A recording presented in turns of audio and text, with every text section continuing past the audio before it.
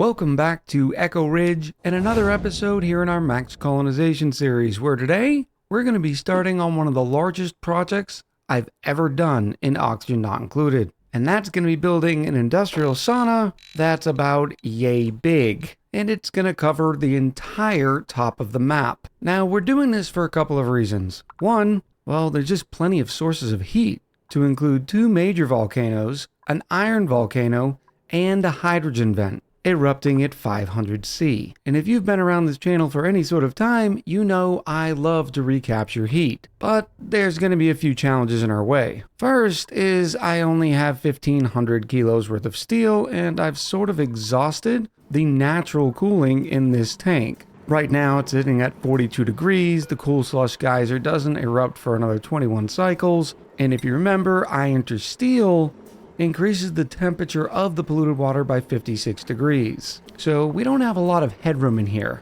Now I could take this naphtha loop and start trying to chill this area here, but this metal refinery is still going to keep raising up that temp, especially for the amount of steel that we really want. One of the major issues with this now is the fact that our auction's coming out at 45 degrees. It's not too big of a deal because our sweat corns don't mind it until 40 degrees, and right now it's sitting at 29, so it's not too bad. In fact, if I set the relative temperature to just about 40 degrees, okay, here's 41, you can see most parts of the colony is still south of that, so we do have some time. I bring up steel because that top layer of the industrial sauna would take approximately 155 tiles worth of bunker tiles, or just over 15 tons. I don't know if I want to use that much steel here. Now, some of you might be thinking, well, it's an industrial sauna, so aren't you going to be putting a bunch of steam turbines at the top? Well, yes. But remember, it does not matter what that top line is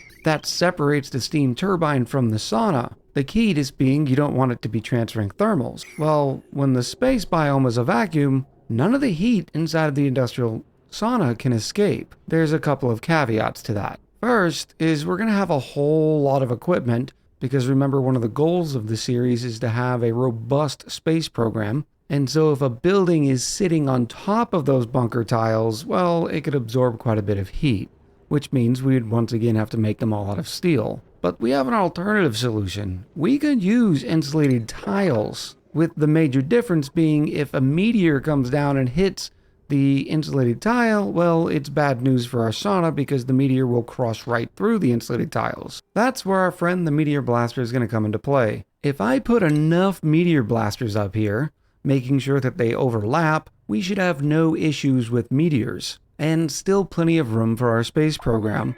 And this will afford us the ability of, instead of using steel, we can just use insulated tile. Now, this marker here is where I'm planning the top to be. You can see we have a volcano here, so I don't want the top to be too close to it, and nothing else is sort of in our way, well, other than this neutronium, which I'm going to be trying to remove using, well, an unconventional method here in the future. The bottom is going to be the line for this volcano. That, ironically enough, is missing a piece of neutronium, but the plan is for this to be our floor. So that gives us an industrial sauna that is going to be 41 tiles high, and depending on where you measure the neutronium, well, 150 tiles wide. So quite literally, the biggest project I've ever undertaken. So step one in this process is going to be getting those seakombs up to life, just like we used in our alternate universe to shoot the big asteroid out of the sky. And the reason why we need this is because the seakombs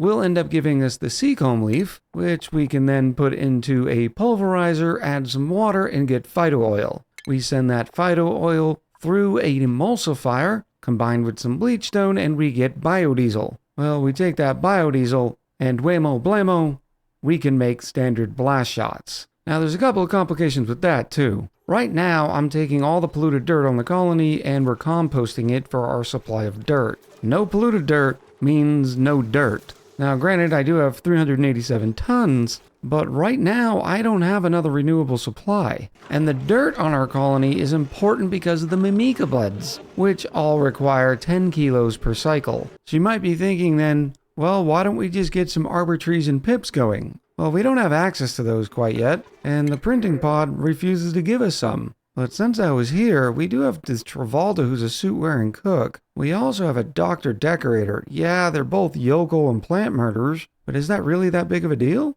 Now, we do have a Decorator in Jesse, and I think the colony only needs really one of those, and we have 2 doctors in I Am Pud and Jesse. So I don't think the Doctor Decorator we need. And to tell you the truth, 1 cook is plenty for a colony of 12 dupes. We might as well take some omelets. Back to our dirt and polluted dirt discussion, if we take our compost that is currently churning out 100 grams per second, which times 600 seconds in a cycle gives us 60 kilos, what if we were to continue to load up the compost and then send all the extra dirt to the seakombs? This might be the way, especially when you're considering that each blast shot only requires 50 kilos worth of biodiesel, and then going back into that chain, we get 200 kilos or 4 blast shots off of 160 kilos of phyto oil, and we get 100 kilos of phyto oil for just 25 kilos of seakomb. So in the interest of getting our seakombs up and going, now's the decision of where we're going to put them. They are dirty just by virtue of them using polluted dirt, so you'd like them past the sinks, or you just install another sink. You could also put them on the outside of the base. Unfortunately, the outside of the base would require transporting all the polluted dirt over. That doesn't seem very convenient either, especially considering if you put the polluted dirt on rails, it's going to off-gas unless it's running through a tile. The next best place would be, well, right over here. We're not using these overgrow nodes very much, so maybe I get rid of this overgrow node, make this a little tank, and grow our seakombs in here, because I don't think we need much space. The seakombs themselves each give us about 10 kilos worth of seacomb leaves per cycle, which does remind me eventually we're going to be running some paku, which is going to be giving us even more polluted dirt. Okay, I've got a plan sort of cooking together. I guess step 1 is going to be moving this massage clinic down, even though our times of stress have gone down to 0 due to the additions of the suits. Let's talk a little bit of numbers on the polluted dirt. Each compost is able to eat 100 grams of polluted dirt and turn it into 100 grams of regular dirt per second. Times 600 seconds, once again, is 60 kilos, which means these 2 composts are going to give us 120 kilos worth of dirt per cycle. So as long as we're running less than 12 amicas on the colony, we're okay, and we will have a surplus of dirt for things like planter boxes. Now, a water sieve running 100% of the time will give us 200 grams per second, or 120 kilos per cycle of polluted dirt. Now, none of our water sieves run 100% of the time, but we can check their uptime in their properties. You can see in the last 5 cycles, this one runs about 14% of the time. The one down here, providing our clean water for our oxygen supply, is running about 25% of the time. So we know we've got about 40% uptime from the 2 water sieves on our colony, which means as of right now, we're only producing 48 kilos worth of polluted dirt per cycle. But once again, that number is going to increase once we get our Jabo and Paku farms up, especially when you consider we're sitting at 30 tons of polluted dirt right now, and the seacombs only require 10 kilos per cycle, which means we have 2,950 seacomb cycles left, i.e. plenty of time. Now, what's a seacomb cycle? You'll often hear me refer to things in that manner, and it just means if I'm running 1 seacomb, I can run it for 2,950 cycles. If I'm running 3,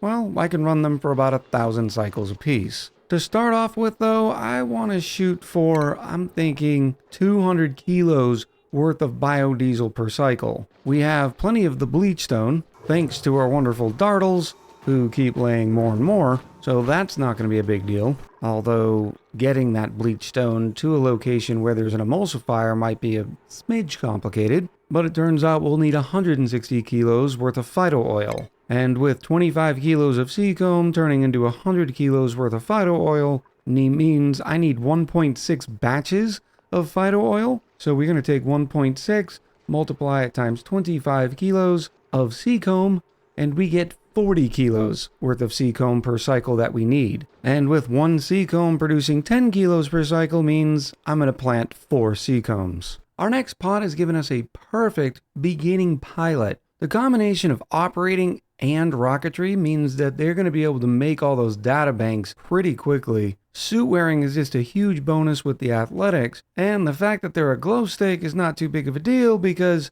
well, they'll be in space by themselves. Welcome to the colony, duplicate number 13, Univector Llama. As the standard, because I haven't really fixed this yet, I need to move Univector Llama past the suits, and then make sure that they are allowed to go run for, well, quite a long time. When I do get a new dupe, I do adjust their schedule. In fact, it looks like we need another one here. We'll use the handy dandy shift schedule button. Love that new quality of life addition. Name this one a very original Schedule 5, and I will start them with the early rocket piloting. Next up, I'll get them carry and then put them in the suit sustainability for that extra athletics. That way they can come out of the gym a little earlier. Now looking at the rest of our dupes, we have 3 mechatronics engineers. We have 2 critter ranchers, 2 researchers, only 1 pyrotechnics expert though, which means we might need to find another plumber. We also have 2 diggers, 1 demolitions expert, and 1 cook. So I think the next dupe we find will probably end up being a plumber. I also need to do some hat updating, especially with our increased morale. Doing our skill points review, looks like we can put Pud into Masterworks decorating. We'll give Kiku some extra science so they skill up a little bit faster. Remember, this first row is a net neutral change in morale. They require 1 more for the tier 1 skill, but they're receiving +1 morale because they have an interest in it. Looks like little alien's a little low, so we'll add some more crop tending, some more critter ranching, some more farming, and then some carry. Andy's doing pretty good. They have all their grilling, they have all their carry, so I think we'll go rocket piloting into suit sustainability for that increased athletics and slowing the exosuit durability damage. Same thing with Callie, sure, Et and Walt as well. Kiku. I'd like to do the same for Piercer, but they're already sitting at a 14. I'd rather hold off until we get some better food. And I guess 270 as well. Now all of our duplicates have a morale requirement in the 12s and 13s. Well, minus Andy, who apparently is just a very relaxed dupe. So here's what we got so far on our seakomb farm. I've set up a conveyor loader. That way duplicates can't manage the polluted dirt, and it'll all be done by auto sweeper. I have the conveyor loader set to a priority 1, and that way the auto sweeper will fill up the composts first. They are set at a priority 2 before it throws polluted dirt in the conveyor loader. Speaking of which, why aren't they doing that? It looks like the auto sweeper can see it. Do I accidentally have it on sweep only? No. Oh, I see. It's because the storage bin is set on a priority of 4, and the conveyor loader acts as storage. So while the auto sweeper will grab it from the storage bin to load up the buildings that require it, it's not going to go from one storage to another. So I suppose I will put these on priority 5, and that way I can place this conveyor on priority 4, and then the storage bin on a 3. There we go. Now it's not going to run too often because, well, the path is not very long. And since there's water down here, none of that polluted dirt will end up off-gassing. Once it fills the conveyor receptacle, this auto sweeper, who has access to the conveyor receptacle, will then keep the farm tiles loaded. That way duplicates do not have to come down here. Well, that's not entirely true. They will eventually come down here because they're going to have to harvest the seakombs. We could lock a door and let them self-harvest, but that would take quite a bit of time. So they will be getting sopping wet, but remember, we do have the showers where the dupes can cure the sopping wet debuff. But once the seakombs have been harvested, we have another conveyor loader here, which we will be able to put seacomb leaves. The auto sweeper will then load it up. Now, right now, I have no idea where this thing is going. We need to figure that one out. Right now, all I'm doing is filling this room up with a bunch of water. I suppose I could make this a little bit quicker by, instead of having the dupes do it, well, I can just drop it off via this pipe. Oh, I accidentally deconstructed a pipe. That was the overflow for our bathroom. Glad I caught it early enough, or there would have been dupes peeing their pants. Next up is going to be setting up our phyto oil to biodiesel sort of system, and well, I have a couple of ideas. The first one we're going to try, and I'm not 100% convinced it's going to work, is putting the emulsifier in this location here and extending our cold brick. That way I can drop the excess bleach stone and not have to worry about chlorine going everywhere. Now there's a couple of problems with that. Phyto oil doesn't freeze until minus 33. That we're okay with because we hit around minus 30 is what we're targeting. But the biodiesel is a different story. it freezes at -10 and turns into tallow. But our cooling loop doesn't really go this low, and if I keep this area insulated, we might be able to get away with it. You might think, well, the emulsifier does produce heat, so maybe that'll keep it warm enough for the biodiesel not to freeze. Unfortunately, it's only 1,000 DTUs per second. Now, because I don't want to deal with all the oxygen in this area, I am going to be filling this place in,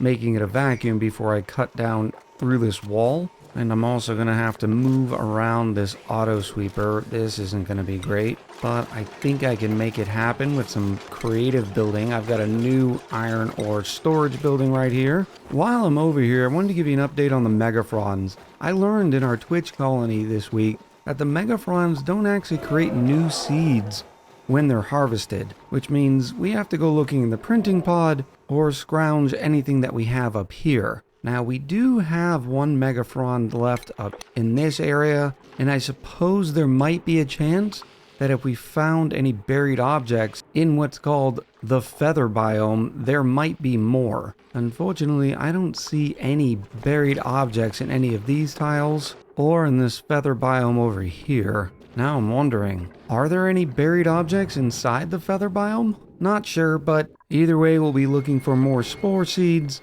coming out of the printing pod. Yeah, even this larger feather biome here, I don't see one single buried object. Our seakombs are finally submerged, which is exactly what we're looking for. And the auto sweeper has thrown the polluted dirt into them. And since we do have a location, I can start sending this conveyor rail out. How am I going to get over there? Suppose we'll jump a bridge there, come down through here, and follow the yellow brick road over to this area. We finally sealed in our room, which means it's time to get in here. Who knows what I've got behind this tile? Yeah, there was power. I always try to remember on the tool filter for my deconstructs to only select buildings, and then I can get in here, deconstruct all these tiles, and the only thing that'll be in here is chlorine. One thing to note is that the chlorine coming through here might end up being a little bit warmer. A, because the naphtha doesn't go through that area.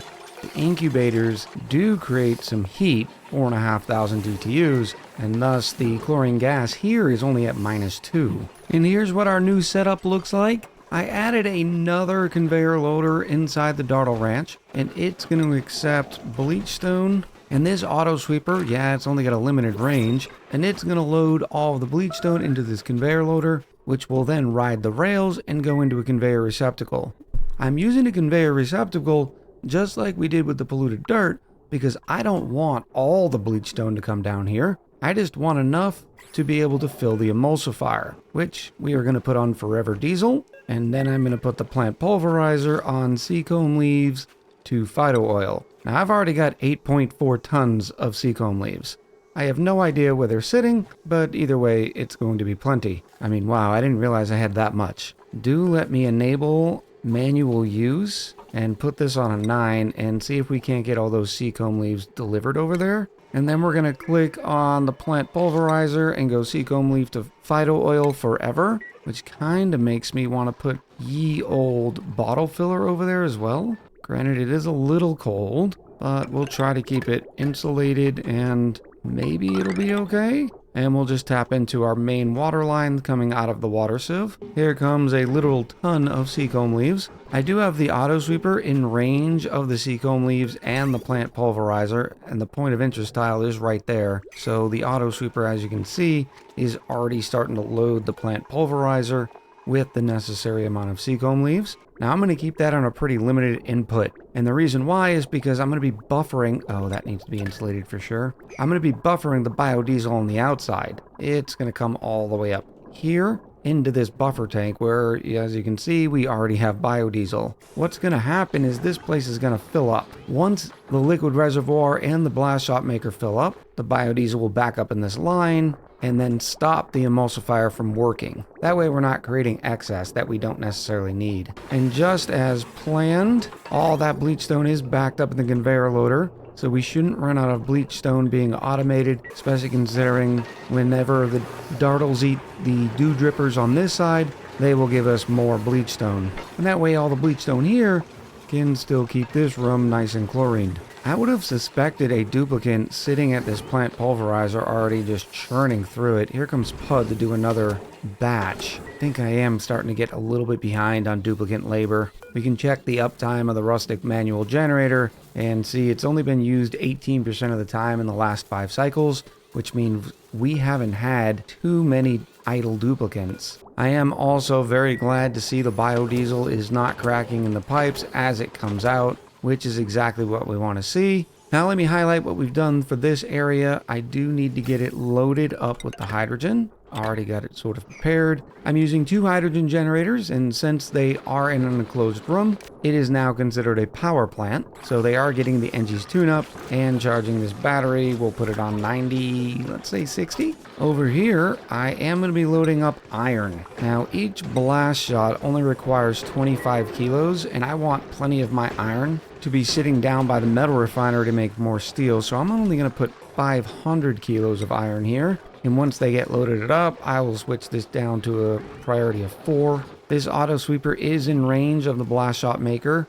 As you can see, our point of interest tile is the 3rd tile over, and the auto sweeper can see it, so it will load the iron into the blastshot maker, and we already have the biodiesel sort of piped in there, which means I can start making blast shots. I'm going to queue up something a little conservative. Looks like I need to select the biodiesel and say maybe 25 just to get us started. That'll give us 125 blast shots. Oh yeah, here comes that iron now. I'll put it down on a 4. You'll also notice that I have the biodiesel that's coming in at 37 degrees, looping around the blast shot maker, and that's because it's a hot boy, generating 8,000 DTUs per second. I do not want all that excess heat to be heading over to our sweat corns. Hence the reason the little extra cooling here provided by the biodiesel. Oh wow, this process is already working very well. Alright, blast shots on the way. Now it's time to get started with this. Now, full disclosure, we will not be finishing this today. Obviously, it's going to take us 2 or 3 episodes after this one. But what I would like to start doing is get the entrance in. Now, you might be worried a little bit about the heat. And, well, frankly, I am too. But I'm only going to carve a small entrance into this for now, so we can build our sort of permanent entrance over here. I'm not too worried about this. As you can see, there is some carbon dioxide, which doesn't transfer thermals very well. This is a vacuum. The magma we might be able to sweep, or to tell you the truth, what I might do is just start digging this out. And when we do dig it out, of course not letting that steam get away from us, this debris will drop into the magma and solidify it. Once again, this is probably pretty dumb, but it's the best shot I have. I need to get all this cored out, and I need to get our entrances in. Our main shaft is right here, so I am going to bring it straight up eventually, and then we'll have, under the sauna, a pair of liquid locks, which keeps all this heat contained. As far as overall thermals of this thing, it's not too bad. If I go all the way up to, let's say, 200 degrees, you can see that most of it is, well, decent. Colder than the 200 even. One problem area is right here, but I have a feeling when this volcano keeps erupting, it's going to keep forming these tiles. Look at the size of these tiles, 450 kilos, which will eventually stifle it. This one's not too bad because it's in its steam bath, and that's a lot of steam, 274 kilos. Same thing with this over here, 327 kilos, due to all that melted ice. So it'll take it a while to heat that up as well. So our immediate concern is obviously this magma, and then the atmosphere that it's going to start creating up here, and then bleeding down into here. Maybe I do a temporary liquid lock to get us into here before we build our permanent liquid lock. But what in the world do I have that can go up to 200 degrees? The biodiesel can only go up to 180, so it looks like this might be another job for naphtha, which can go up to 538. Our plastic production's not doing bad. We're up to 8.2 tons, so it's time to start creating more plastic. We still have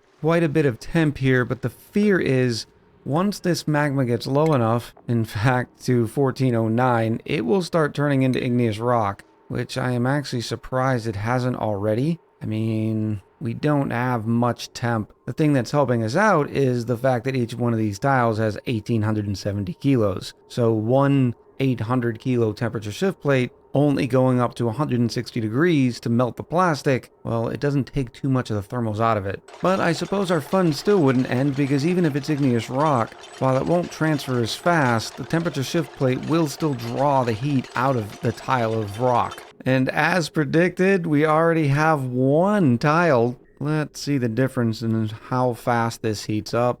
Make sure we have our plastic, and let's do another plate. Okay, that didn't take too long at all. We did make a second tile, but it looks like we still have naphtha production for a little while. Ask and ye shall receive. We just got a megaphron spore from the pod, which is a little bittersweet because this Higby is an absolute rock star. Researching for the easy skill gained, operating building, grease monkey. Oh, Higby, I hate to pass on you, buddy, but I only get a megaphron every once in a blue moon. Kiku, you are the reason we can't have nice things. Why would you build yourself into a room without doors? I've extended our main ladder shaft. Eventually this whole little power plant thing will get out of the way, so it won't be as bad. Also, eventually, is this line is going to go all the way up here, where we will begin another liquid lock sort of in this location here. But for now, the liquid lock's going to go in here, which I suppose I can start dropping off the first bit of naphtha. Once I get it filled, I'm going to fill in these tiles. That way it is a vacuum. And then we're going to just keep going up through here, breaking this seal, which never really got vacuumed out. Not that it was a big deal, because our shale insulated tiles have done well. Then we're going to put a little roof over it and head back up through this way.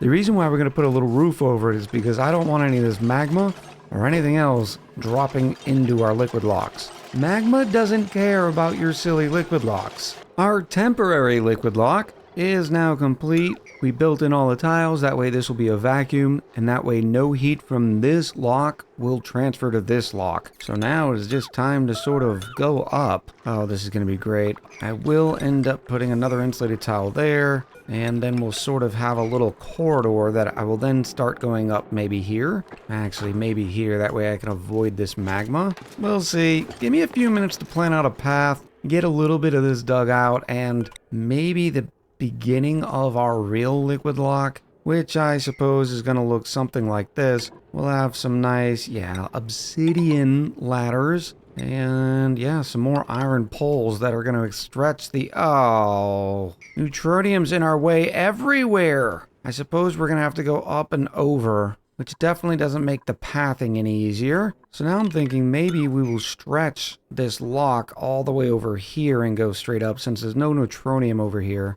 I don't know, we'll see. We dropped that first iron tile down, and you can see here, it's 5 tons. I have no idea. Why are these iron deposits so big? This is 2,600 kilos, 2.6 tons worth of iron. But as you can see, it is definitely heating this naphtha up. Hopefully it's going to be okay. Oh, the igneous rock isn't helping either. I tell you what, let me relocate this to this tile here. That way it'll stop heating up our lock, because I think 5.2 tons worth of iron will definitely do better than, say, 1.5 tons of naphtha. We need to move all this iron down here as well, and just hope the dupes don't decide to use it for anything. Why do I feel like this may have been a major mistake? For some reason, I looked at all this igneous rock, but I didn't see those very hot tiles of iron. Oh yeah, there's more here too.